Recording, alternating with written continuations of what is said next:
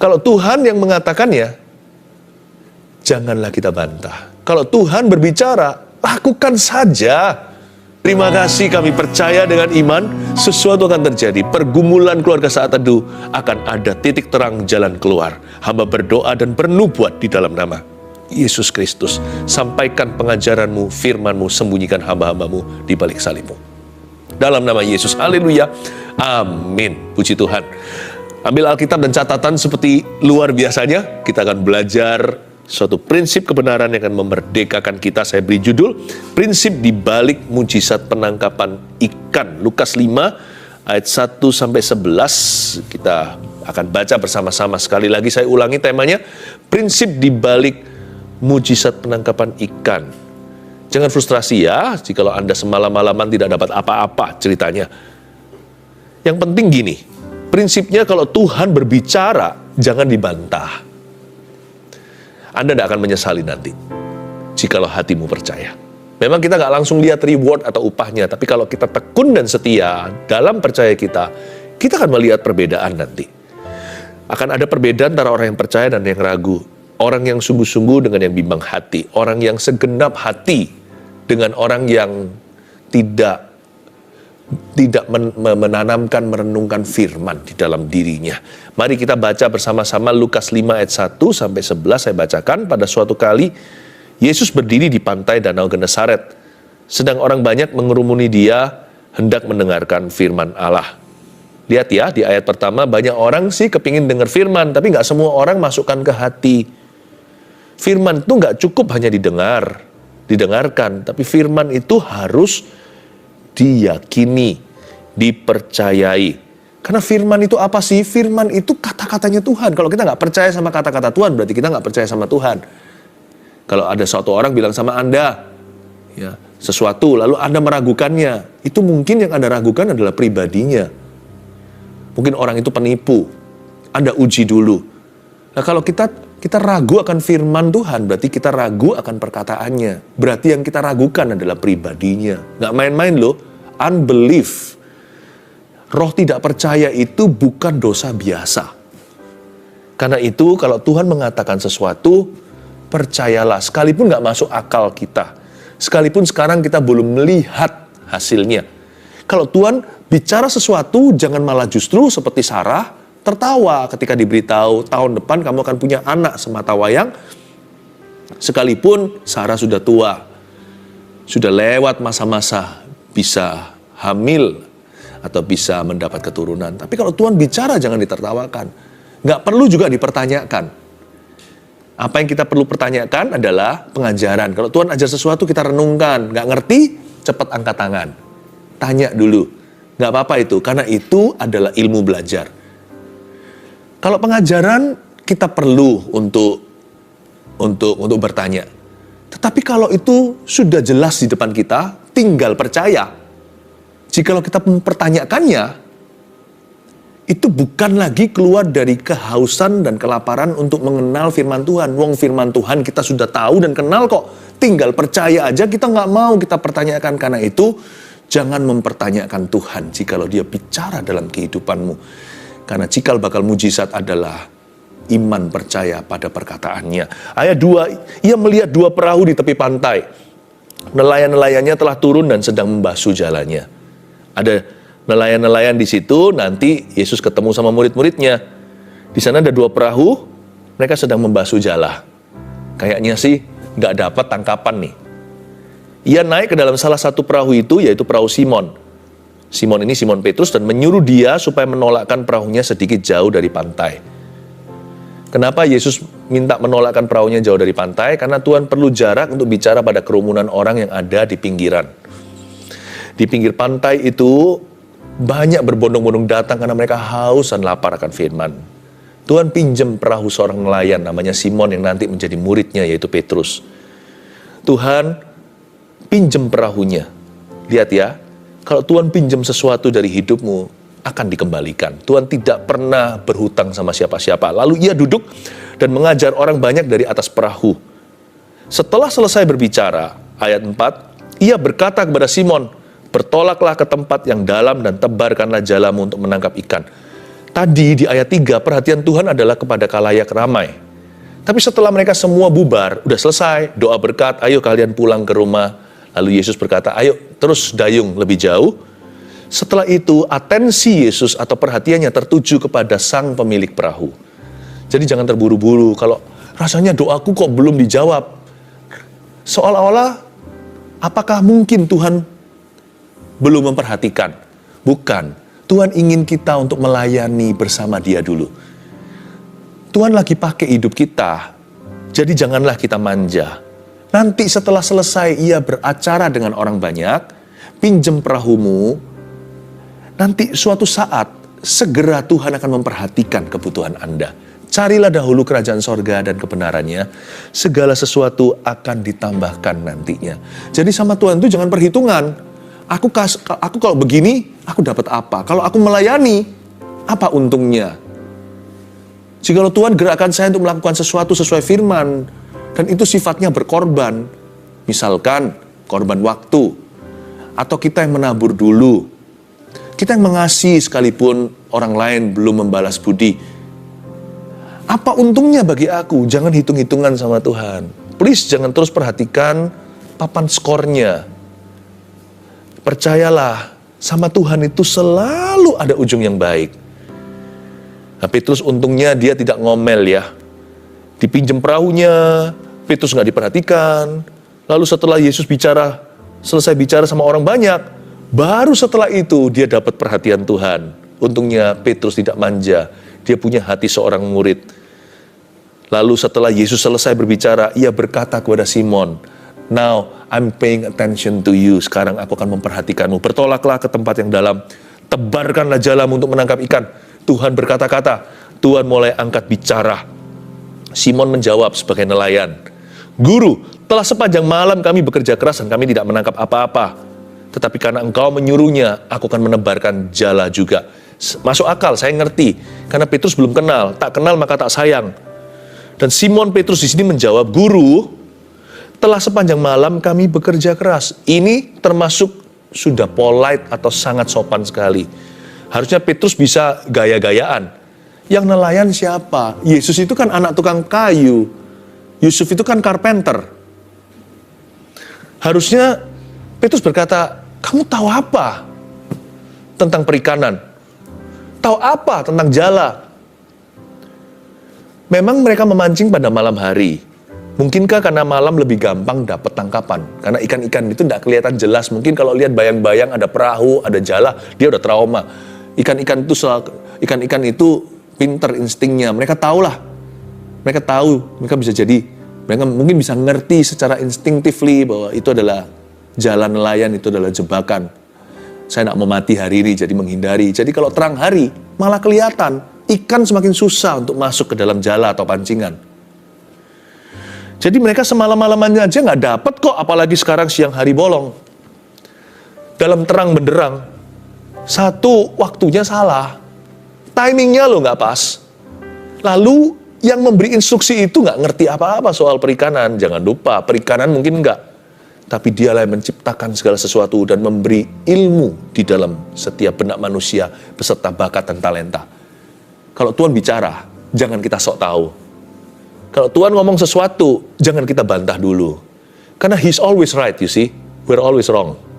Dia selalu benar, kita selalu salah. Karena Tuhanlah firman. Kalau kita kan harus sesuai firman hidup kita. Kalau nggak sesuai firman, nggak ada penyertaan.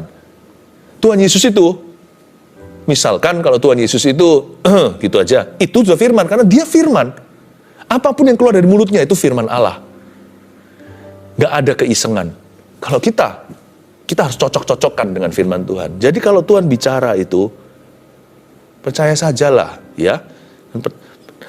Untungnya Simon itu punya sedikit iman. Dia yakin ini pasti berujung sesuatu. Karena itu di ayat 5b dia mengatakan begini. Dia menyanggah dirinya sendiri. Tetapi karena engkau menyuruhnya. Wow, itu luar biasa. Ini masih pasal awal-awal Lukas loh ya. Berarti belum terlalu kenal gimana. Mungkin baru samar-samar. Tapi Petrus sudah punya iman. Anda tidak perlu tahu seluruh Alkitab untuk punya iman. Anda perlu mendengar firman Tuhan dan langsung beriman. Tidak perlu Anda menjadi seorang ahli Taurat dulu. Tapi jadilah seorang anak kecil di hadapan Tuhan, yang hatinya mudah sekali to believe. Tetapi karena engkau menyuruhnya, ya, lugu ya, sangat innocent sekali karena Tuhan yang suruh. Aku akan, itu keputusan secara sadar. Aku akan itu I will itu kemauan. Aku berikan kemauanku kepada Tuhan. Aku akan menebarkan jala juga. Dia nggak tahu apa yang akan segera terjadi. Oh, kejutan, surprise. Ternyata terjadi mujizat yang dia tidak duga. Ayat 6. Dan setelah mereka melakukannya, mereka menangkap sejumlah besar ikan sehingga jala mereka mulai koyak. Wow, baru ditebar, udah langsung koyak jalannya. Berarti ikan-ikan itu berebut untuk mati, martir bagi firman Kristus. Luar biasa, ikan-ikan itu semua pada berlompatan masuk ke jala. Mereka merasa beruntung siapa yang bisa memberikan nyawanya. Karena Tuhan yang suruh nelayan ini, mereka semua masuk ke dalam jalannya. Tuhan itu maha kuasa. Sangat gak masuk akal. Mana ada ikan itu lawan arus. Mana ada ikan menyerahkan diri. Semua mereka pasti lari tanpa pancingan. Kalau sama Tuhan tidak perlu bait, tidak perlu ulat, tidak perlu pancingan ikan kecil. Firman Tuhan itu kuasa. Tidak perlu dipancing apa-apa. Kalau Tuhan mengatakannya pasti akan terjadi. Serahkan hasil akhirnya. Don't disbelieve him. Janganlah meragukan. Karena Tuhan itu firman-Nya adalah otoritas. Lalu mereka memberi isyarat kepada teman-temannya di perahu yang lain. Supaya mereka datang membantunya. Dan mereka itu datang. Lalu mereka bersama-sama mengisi kedua perahu itu dengan ikan hingga hampir tenggelam. Dari tadi rame-rame bersih-bersihkan jala, diperbaiki dikit-dikit supaya nggak ada yang koyak gimana, supaya bisa dipakai besok malam. Ternyata sekali ini akhirnya mereka kerja keras, panggil teman-teman semua perahu datang, ikannya besar-besar. Mereka nggak sangka skor terakhirnya begitu. Mereka kira mereka mandul secara penghasilan. Mereka kira semuanya sudah ludes lah, hari ini nggak ada pemasukan. Sepertinya gagal total. Have you ever felt like a failure? Pernahkah Anda merasa seperti orang yang gagal? Coba satu lagi, firman. Anda akan terkejut hasilnya seperti apa. Tapi jangan tentukan. Karena firman itu harus diterima dengan iman. Kita nggak boleh tentukan hasil akhirnya. Kita harus percayakan. Iman itu berarti percayakan segala sesuatu. Semua prosesnya kepada Tuhan. Tugas kita hanya taat saja. Bagian kita itu bagian perintah. Apa yang Tuhan perintahkan, lakukan. Ketika Simon Petrus melihat hal itu, ia pun tersungkur di depan Yesus. Loh, kok tersungkur ya? Harusnya kan melompat kegirangan. Ini kok aneh? Coba baca lagi ayat 8. Ketika Simon Petrus melihat hal itu, ia pun tersungkur di depan Yesus dan berkata, Tuhan, pergilah daripadaku karena aku ini seorang berdosa. Ini orang aneh beneran. Tapi sesungguhnya yang dia lakukan ini sangat mulia. Petrus mengajarkan kita sesuatu, tidak heran. Di dalam tangannya akhirnya Yesus berikan kunci kerajaan sorga. Orang ini punya suatu karakter yang kita jarang miliki. Sekalipun dia ini orangnya kadang-kadang pelin-pelan atau bisa berubah-ubah dan gegabah. Tapi satu hal ini jarang ada orang yang bisa menandingi. Petrus tidak pernah terpukau sama berkat. Ketika Simon Petrus melihat hal itu, melihat begitu banyak ikan, harusnya dia langsung pikirannya kicring gitu ya. Harusnya pikirannya wah. Ya.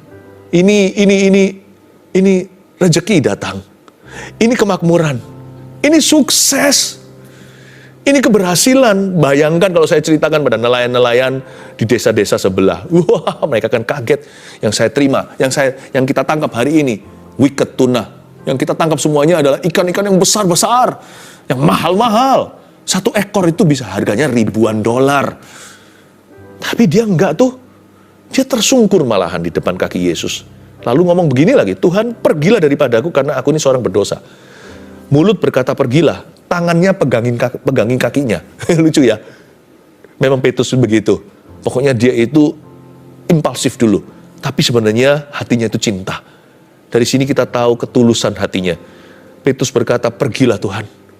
Aku gak layak terima berkat kayak gini. Tapi tangannya pegangin kakinya Tuhan Yesus. Sambil tersungkur. Kata tersungkur di situ kan, proskune turun.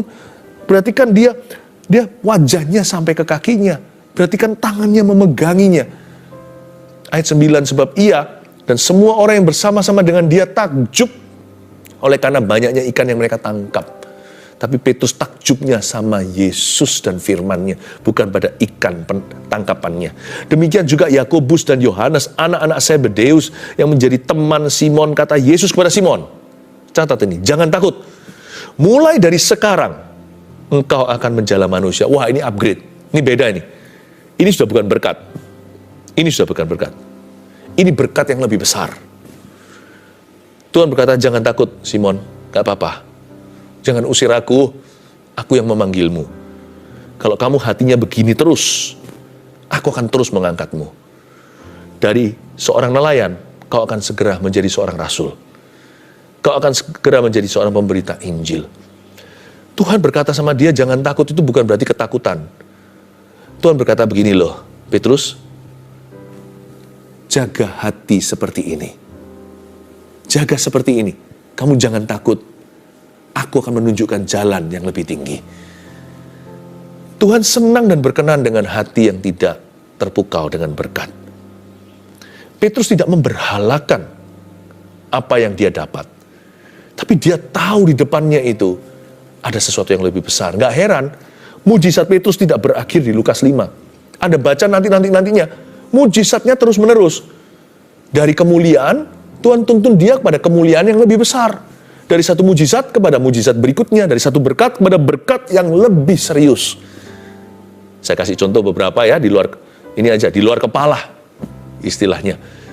Petrus nggak hanya Lukas 5, nanti dia berjalan di atas air, Anda ingat? Lalu bahkan setelah Yesus naik ke sorga, dia yang pertama menyembuhkan orang lumpuh. Di gerbang indah. Nanti bayang-bayangnya pun menyembuhkan orang. Loh, nggak berhenti. Bukan hanya penangkapan kali ini loh. Bahkan soal penangkapan ikan, mujizat penangkapan ikan, itu terulang lagi nanti. Yang jumlahnya 153, itu ada beberapa penangkapan ikan di dalam kitab Injil. Itu nggak satu insiden yang sama. Petrus nanti nangkep lagi, kalau Anda tidak macet di berkat hari ini dengan memberhalakannya, atau Anda jadi lupa diri, menjadi berubah orangnya. Orang kalau diberkati kan bisa berubah. Bisa jadi sombong, bisa lupa Tuhan. Rasa nyaman itu, atau berkat-berkat itu memang dari Tuhan datangnya. Susah payah nggak menambahinya. Tapi biasanya, berkat kalau kita nggak hati-hati di hati yang kurang waspada, bisa menjadi racun nantinya. Bisa menjauhkan kita dari Kristus. Berapa banyak di antara kita, ketika kita sedih, ketika kita menderita, ketika kita butuh sesuatu, wah, menangis di kaki Tuhan. Tapi setelah kita sembuh seperti 9 orang kusta itu, nggak kelihatan bayang-bayangnya. Bayang-bayangnya pun tidak ditemukan lagi, hanya satu yang kembali, lalu tersungkur di kaki Yesus. Berkat itu bisa jadi jahat. Bukan berkatnya jahat, hati manusia itu yang jahat waktu terima berkat. Dan sesudah mereka menghela perahu-perahunya ke darat, mereka pun meninggalkan segala sesuatu. Wow, mereka meninggalkan segala sesuatu, lalu mengikuti Yesus. Tunggu. Ikannya dikemanain? Mereka meninggalkan segala sesuatu, berarti perahu beserta ikannya. Perahu yang hampir koyak itu, beserta jalannya. Dikemanain? Mungkin dititipin sama tetangga. Oh, terserah kalian, aku nggak tertarik ini. Lalu mereka mengikuti Yesus. Mereka ini bukan hanya Petrus, Yohanes, Yakobus, dan murid-murid Yesus yang lainnya. Tiba-tiba tidak nafsu sama ikan itu. Tiba-tiba tidak selera. Rasanya pale atau pucat dibandingkan dengan sang pembuat mujizat. Mujizat itu pucat dibandingkan dengan sang pembuat. Ciptaan itu pucat dibandingkan dengan sang penciptanya. Mereka tidak kepingin. Tentunya tidak dibiarkan busuk karena itu berkat dari Tuhan. Mungkin mereka titipkan kepada anak Zebedeus, berarti kan papanya Zebedeus. Mungkin dititipkan sama papanya, Papa yang take care aja. Aku lebih tertarik untuk ikut Yesus ini. Demikian pula Petrus. Prinsip di balik penangkapan ikan ada apa aja ya? Tulis, satu, dari yang kita tadi baca semuanya ini. Lakukan saja jika Tuhan yang mengatakannya. Tuliskanlah. Just do it. If God says so. Kalau Tuhan yang mengatakannya, janganlah kita bantah. Kalau Tuhan berbicara, lakukan saja. Mujizat nggak mujizat, berkat nggak berkat. Mujizat dan berkat kan hanya bonusnya. Yang penting taat. Ku yakin saat kau berfirman, pokoknya kalau Tuhan bicara, udah itu final buat saya. Kalau Tuhan suruh saya ngampuni tetangga saya, 7 kali 70 kali, dia cari gara-gara. Kalau Tuhan bicara, saya nggak perlu tanya nanti, apakah dengan mengampuni dia, saya diberkati? Apakah dengan mengampuni orang itu berubah? Lalu dia minta maaf sama saya? Nggak tentu. Tapi kalau Tuhan bicara, itu titik bukan koma. Kalau Tuhan sudah ngomong sesuatu, kalau Tuhan berkata-kata, bagi saya itu sudah otoritas. Ingat Sadrak, Mesak, Abednego? Dia tentunya tahu sebagai orang Yahudi, umat pilihan Allah, orang Israel, bahwa tiada Allah lain, jangan ada padamu Allah lain di hadapanku. Bukankah itu yang turun dari Gunung Sinai di tangan Musa 10 perintah Allah? Waktu dia dipaksa untuk menyembah pada patung buatan daripada raja di Babilonia. Tahu apa kata mereka? Dia berkata, Raja, kami tidak akan sujud menyembah. Dengan polite, tentunya dengan sopan, tapi dia menolaknya. Berarti kamu akan mati. Kamu akan dilemparkan ke dalam api yang dipanasi 7 kali. Lalu Sadrak, Mesak, Abednego cetuskan imannya. Kami percaya, Tuhan kami sanggup untuk meluputkan dan menolong kami di dalam api. Dia sanggup melepaskan kami unharmed, tidak terluka sama sekali. Karena mereka tahu, kalau mereka melakukan firman Tuhan ada kuasa. Tapi mereka juga jaga-jaga. Backup plan-nya di sini. Backup plan mereka bukan murtad. Backup plan mereka bukan begini. Kalau Tuhan tidak tolong kami, maka kami akan berubah setia. Kalau Tuhan tidak menunjukkan mujizat, maka kami juga akan berhenti taat. Enggak, backup plan mereka tetap ketaatan dengan segala resikonya. Ini yang mereka katakan. Tapi jikalau Allah kami tidak menolong kami terbakar hangus di dalam api, Raja, Baginda yang kami hormati, kami tetap tidak akan melanggar firman Tuhan. Kami tidak akan mencemari kata-kata Allah kami. Jangan ada padamu Allah lain di hadapanku. Kami tetap tidak akan tunduk kepada patung sembahanmu. Wow! Mereka tahu bahwa mujizat dan berkat itu hanya bonusnya. Yang penting kita taat. Karena Tuhan Yesus itu firman. Dia adalah ya dan amin, bukan ya dan tapi. Bukan ya dan jikalau. Bukan ya dan apabila. Ya dan amin itu tutup buku. Sebelum terjadi apa-apa, di hati sudah konklusi. Tuhan ngomong begini, aku laksanakan. Lakukan saja jika Tuhan mengatakannya. Yang kedua, percayakan kepada Tuhan hasil akhirnya. Jangan lihat scoreboard atau papan skor melulu. Jangan perhitungan sama Tuhan Yesus. Percayakan hasil akhirnya. Kalau Anda tentukan, rugi. Karena Tuhan itu selalu memberikan kepada kita. Ini firman Allah ya. No eye has seen, no ear has heard, no mind has conceived what the Lord has prepared. Tidak ada telinga yang mendengar, belum ada yang mata yang melihat, dan belum sempat dipikirkan, tidak berani dibayangkan. Hal-hal itulah yang disediakan oleh Allah bagi orang-orang yang percaya dan berharap kepadanya, bagi mereka yang mengasihi Yesus. Wah, kalau saya tentukan kan nanti saya hanya dapat berkat manusia. Tapi kalau saya percayakan, mungkin yang saya peroleh adalah mujizat Allah yang tidak bisa kita rumuskan. Siang hari bisa tangkap ikan, besar-besar koyak lagi, semalam-malaman nggak jadi. Itu juga jalannya baru aja diperbaiki, itu belum selesai, belum kelar, sudah dipakai lagi. Seharusnya koyak beneran. Kata koyak di situ itu untuk menunjukkan seharusnya koyak. Tapi ada tangan malaikat yang memegang sehingga ikan itu tidak keluar dari lubang-lubang jala. Ada banyak hal nggak ada rumus dan teorinya kalau Tuhan bekerja. Tapi kalau manusia melalui proses alami, rugi kalau hanya itu yang kita percayai. Percayakan kepada Tuhan hasil akhirnya. Tapi sekali lagi, poin 1, jangan mudah kecewa. Mujizat dan berkat hanyalah bonusnya. Yang penting kita taat. Yang ketiga, jangan berhalakan sukses yang diberikannya. Jangan berhalakan. Kalau Tuhan kasih kita sesuatu, jangan disembah. Tapi sembahlah Tuhan dalam sesuatu itu. Kalau Tuhan memberikan kita keberhasilan, sembahlah Tuhan di dalam keberhasilanmu. Seperti Petrus lakukan, dia bersujud di kakinya. Bukan malah lari seperti 9 orang kusta yang menghilang. Kalau Anda diberikan kenyamanan, kemakmuran, berkat-berkatnya, jawaban doa, diberikan banyak teman, muliakan Tuhan. Dengan semua yang Tuhan sudah berikan, itu semua adalah alat saja. Itu semua hanya instrumen dan kendaraan. Sumbernya adalah Tuhan. Tuhan memberi, Tuhan mengambil, terpujilah nama Tuhan. Jangankan diberi, diambil aja terpujilah nama Tuhan. Diambil aja, puji Tuhan. Apalagi kalau dikasih. Jangan berhalakan sukses yang diberikannya. Kalau Anda diberi sukses hari ini, janganlah lupa siapa yang memberinya. Sebab orang yang tidak memberhalakan suksesnya ketika diberikan kepadanya, orang itu akan mengalami sukses berikutnya.